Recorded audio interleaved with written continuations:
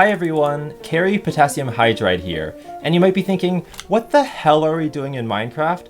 I thought your YouTube channel was about AI, or time travel, or cats. So while it is true that I haven't made a video about this game in over 6 years, by some sinister trick of the universe, 2 of my top 3 videos on this channel are still Minecraft videos, so I feel compelled to come back. You can think of this video as a sequel / behind the scenes to my Scale of Things in Minecraft video. But you guys are probably still confused. How did this happen? Why did I decide to make all those Minecraft videos 8 years ago? Well, the story began on June 29th, 2009, when the YouTube channel RuneScaped uploaded a video called Minecraft Earth. No, not the AR game from a decade later. Which shows a geometrically accurate, globe-shaped Earth, complete with oceans, continents, and even correctly colored land, like this white snow where it was appropriate. Also, notice that the upload date came just 1 month after the release of Minecraft itself. So we're talking about the oldest era of Java Edition Classic, before Minecraft had even gone mainstream. Now, given how early this video was uploaded, and how many views it got pre-YouTube algorithm shift of 2012, I have a hunch that it might have been the most viewed Minecraft video on YouTube at one point. But since then, it's been taken down from the site, and I'm not quite sure why. In fact, RuneScape's entire channel is now deleted,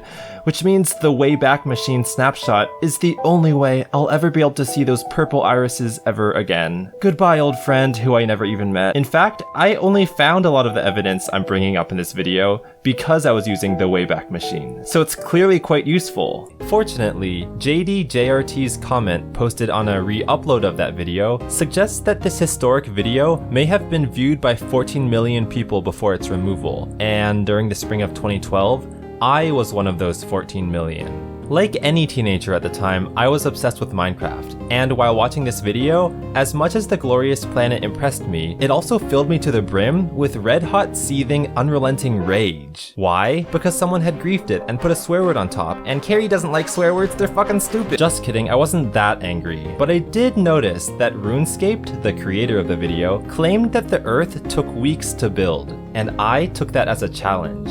I wanted to see if I could do better and with less effort.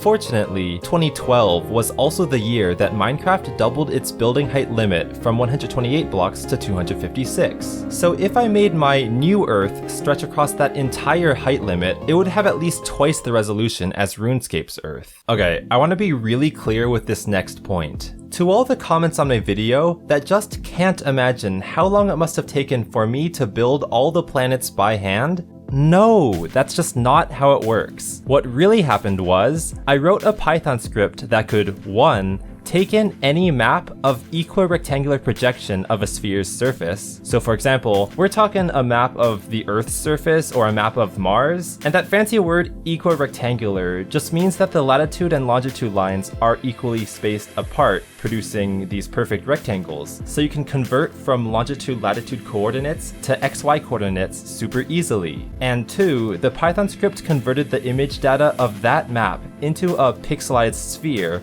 that I could then use MCEdit to import into my Minecraft world. Or rather, I should say voxelized sphere, because these are 3D voxels. Also, due to Mojang adding more Minecraft blocks to the game since RuneScape's 2009 video, I had a larger catalog of available block colors to use, giving me a wider color palette than RuneScaped. So, using some nearest neighbor coloring algorithm that I've since forgotten, I was able to color my world with deeper ocean blues, rougher off-white snowy textures, and the thousands and thousands of stupid note blocks on Mars' surface that make it really hard to put signs on it. Now, what's MCEdit? MCEdit is was a third-party program that lets you edit your Minecraft worlds using tools that are much larger and more powerful, like changing a whole rectangular prism of blocks at once. You could also select a region of your Minecraft world and run any Python script on that relevant 3D array, which was how I was able to make those huge 3D planets, the huge Mender Sponge, the huge replica of Yosemite, and the huge desert biome smoothed with sloped land from an old slopes mod, all that with a single click of the filter button. Unfortunately, the most recent version of MCEdit is stuck running on Minecraft 1.11 and hasn't been updated in 4 years, so it crashed when I tried to use it on modern modern worlds. I also haven't found any other software that lets me edit Minecraft worlds as intuitively or Pythonically as MCEdit. Which just shows how well made MCEdit was in its day. So sadly, the planets I generated in 2012 will likely be the last planets I generate for now. It would be cool if someone could create a successor to MCEdit, but no pressure on anyone involved here. I'm just grateful I was able to use it while it was still operational. Anyway, the point is, instead of thinking about this Earth as taking over 500,000 manual clicks to place each block, think of it as an hour or so of coding, an hour or so of finding the right maps with the right projections, and a single click. Moral of the story, try to be smartly lazy, that's how you win. So, I uploaded a video showcasing my polished planets, because I also added 5 other planets, in 2012. And although it went under the radar for quite a few years, yeah, eventually it became my most viewed video. But why am I returning to this topic 8 years later? Well, back then, I didn't really want or know how to share my world files online, so I thought the video alone was enough. Now, with a new perspective and wanting to be more collaborative in the YouTube online world, I'm coming to the realization that it would be really cool to see other Minecraft players playing around with my giant Earth in their own creative ways. So I'll put links to download all of the world files in the description so you guys can play with it. Remember, it's got 4 times the blocks, 6 times the planets, and 100 times the carryness than that other world. And, I know that Pippin FTS's 1-to-1 Earth replica will blow my Earth out of the water when it's done, but they're not quite done yet. I'll also put the Yosemite and Menger Sponge world files online, but not the Pocklebells canon in Minecraft or Sloped Desert worlds, since those rely on mods that are defunct now. I also want to quickly say thanks to Mojang and Notch for making world files backward compatible, because I was worried for the longest time that my world files from Minecraft 1.2 would be super difficult to convert into the modern Minecraft 1.16, but in truth, it couldn't have been easier. Back to the topic of the planets world. In the last week, I've also manually added maybe 15 to 20 new objects to the size comparison arena, since I am the scale of the universe guy, I guess. So I thought it might be fun to use this video to show them off to you. So let's jump back into Minecraft. So the first thing I added was this nifty minecart station area, where we can travel from one station to the other by pressing a button. Pretty cool, I guess. So the first real-life object I added to this world was Mount Everest, which stands at 9 kilometers tall. So as a reminder, all the replicas in this world are at a scale where 1 block equals 55 kilometers, so this trapdoor, which sits at about 1/6 of the block high, corresponds to about 1/6 of 55 kilometers tall.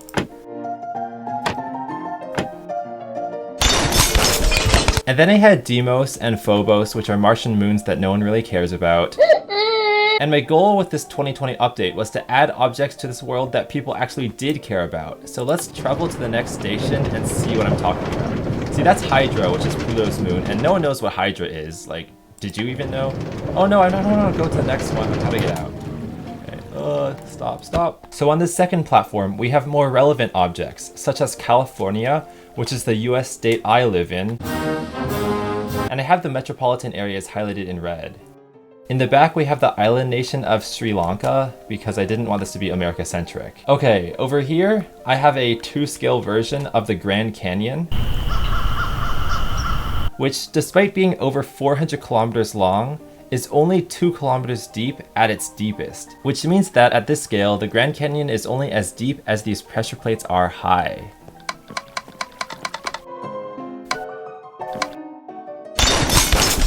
Next, we've got the Mariana Trench, which is the deepest location in any of Earth's oceans, and at 0.2 blocks, it's about the same depth as Mount Everest was high,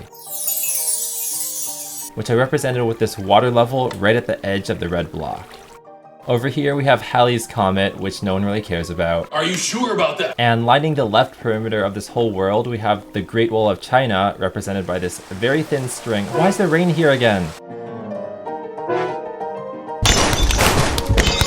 And this string, which represents almost 9,000 kilometers of the Great Wall of China, is still over 100 times too thick to accurately represent the real width of the Great Wall of China to scale, which is actually only about 10 meters. Basically, this is another way of conveying what CGP Grey said in one of his videos, which is that, while long, the Great Wall of China is not actually visible from space because it's just too thin.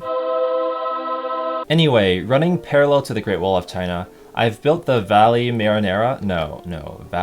Marineris, which is the largest canyon in the solar system. Due to Mars's lower gravity, the land on Mars is able to form taller structures before collapsing like they would on Earth. But despite Vallis Marineris being much bigger than the Grand Canyon in every dimension, so at this larger scale it actually looks kind of unimpressively shallow. But staying on the topic of Martian structures, we also have the largest mountain in the solar system, Olympus Mons. At 26 kilometers tall, Olympus Mons is about triple the height of Mount Everest. But that by no means that it's steep. In fact, the average slope of, oh my god, this is annoying. The average slope of this thing is only 5 degrees, which means it's like a giant shallow pimple. Yeah. I used acacia pressure plates, trapdoors, and half slabs to approximate 1/10, 1/4, and 1/2 of a block height. So yeah, it's definitely not an exact science. Over here, I've built the average distance that a car can drive on a full tank of gas, 500 kilometers. We can actually compare this now with California's map, because from here you can see that driving from San Francisco to LA might take you just about a full tank of gas or a little more, which makes sense in my own real life experience. So hooray for math checking out.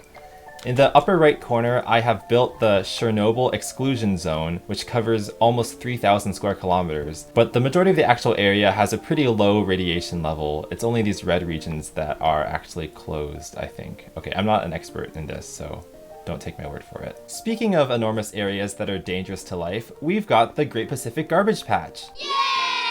Which turned out to be a lot bigger than I imagined. Apparently it's the size of Texas at 1.6 million square kilometers. But I should give you a disclaimer that despite all the myths and legends, it's not actually one solid mass of garbage plastic. Instead, it's a region of water that has a higher concentration of plastic bits than average, sitting at about 100 kilograms of plastic per cubic kilometer of water. And I think this goes without saying, but these blocks of plastic are definitely not to scale. I'm taking some creative liberties here. No, why is there always rain? Between California, Sri Lanka, and the Chernobyl exclusion zone, I've added a few cities, such as Tokyo, which is much longer than it is wide, at about 90 by 25 kilometers. I've also added Paris in the form of a pumpkin, and I'm hoping that the stem of the pumpkin can read as Paris's center, whereas the whole region is Grand Paris, with the pumpkin's wrinkles representing all the roads leading to Paris. The Large Hadron Collider is actually only 27 kilometers in circumference, which means it's about the same size as the whole of a dispenser. Obviously, it's not placed vertically, it's actually placed horizontally in the ground, but we can't rotate dispensers to shoot vertically upward unless there's been a big update I'm not aware of. And then New York City is almost exactly the same size as a single Minecraft block. I wanted to paint some perspective on how small man-made constructions really are at this scale. So the Boeing Everett factory, which is the largest building in the world, actually only comes out to a single Minecraft block pixel. So imagine this beige pixel here. That's about 1 square kilometer. And even that pixel is over twice the size of this factory where they build airplanes. And I've been there, by the way. To the left of the world's largest building by volume, I built the world's tallest building by height, which is the Burj Khalifa.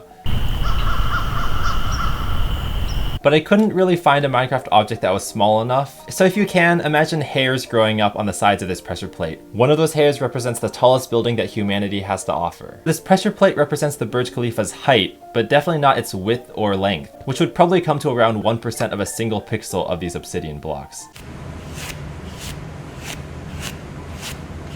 Okay, let's head back to the train station because I built it for a reason. Oh, I almost forgot. Over here I included Bir Tawil, which is the strip of land about 2,000 square kilometers between Egypt and Sudan that neither country wants to claim. So if you want to claim it, no one's gonna fight you. Okay, don't listen to me on that either. I'm definitely not an international affairs expert. Anyway, now that we're back at the train station, let's get in and not press Hallie's comment. I'll press this button.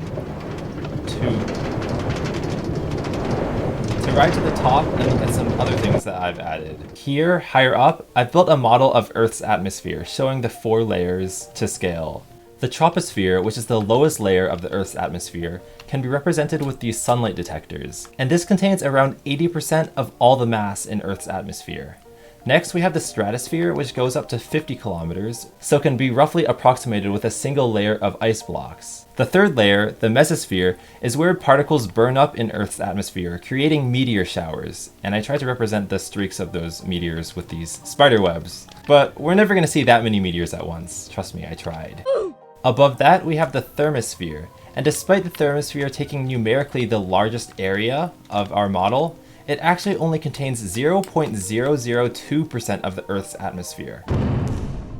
And here's where particles interact with the Earth's magnetic field to form the aurora borealis, spanning 9 whole blocks, roughly 30 times wider than the entire troposphere. The thermosphere is also the height at which the International Space Station orbits, although the ISS itself is much smaller than this obviously. It still orbits at around 400 kilometers or 7 blocks above ground level. Above that, the Hubble telescope orbits a little bit higher, and I wanted to include geostationary orbit, but that's going to be so many thousands of blocks high, I think it's like 35,000 kilometers, that it definitely would not fit in Minecraft's building limit height. And finally, above 600 kilometers, we have the exosphere, which is not really part of the Earth's atmosphere. It's kind of a gray area between outer space and Earth. Back to the original platform, so running a marathon, which is 42 kilometers, is about the same as running along the side edge of a chest, which is slightly less than the edge of a block, which as we've said before is 55 kilometers. But if you're curious about the longest ultramarathon ever, which is the Self-Transcendence run, that clocks in at around 5,000 kilometers, and for that, that's so long that you should just go to Mercury, which is a planet over there, and think about the diameter of Mercury as the Self-Transcendence run.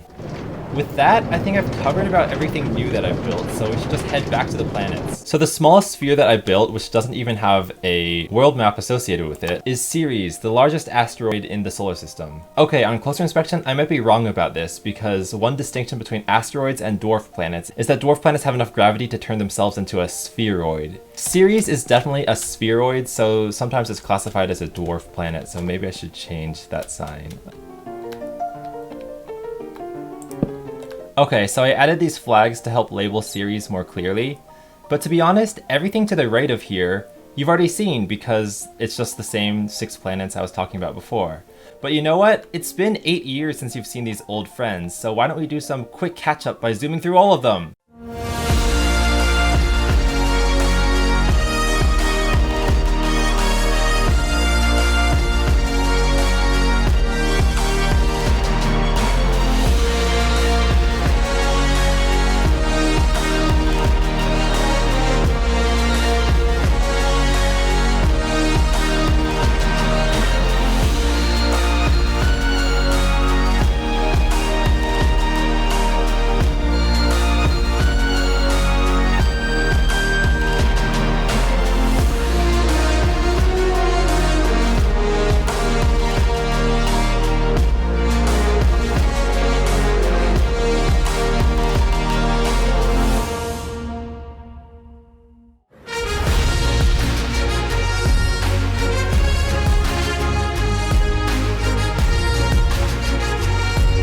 You know what? This sucks. Yeah, that's better.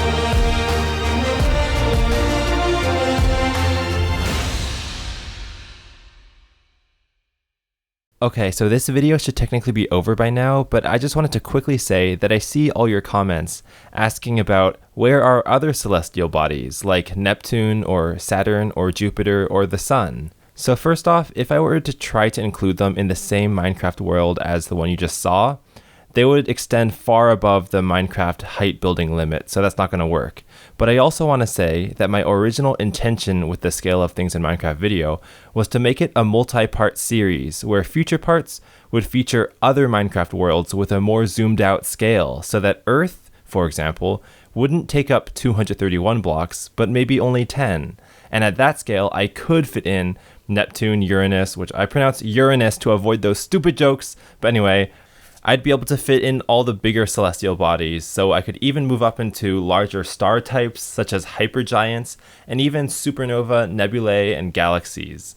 However, all of that is contingent on me being able to run MC Edit, so after I kind of drifted away from the Minecraft community, that series was just ended and I renamed Scale of Things in Minecraft Part 1 to just Scale of Things in Minecraft. So even though part 2 is probably never going to come, just know that I intended for it to come, but it couldn't, not because of my fault, but whatever. I also want to say thank you to Seth Bling, because I feel like his YouTube channel back in 2012 was just the perfect mix of Minecraft content and coding content that really scratched an itch that I had, because I was into a lot of other YouTube Minecrafters as well, such as the Yogscast or Captain Sparkles, but nobody else really introduced as much sort of math or computer science principles into this goofy kid game of Minecraft as Seth Bling did. So I really feel like it was his channel that inspired me to get so deep into this MC Edit experimentation that led me to make all these videos. Okay, thanks for watching and goodbye!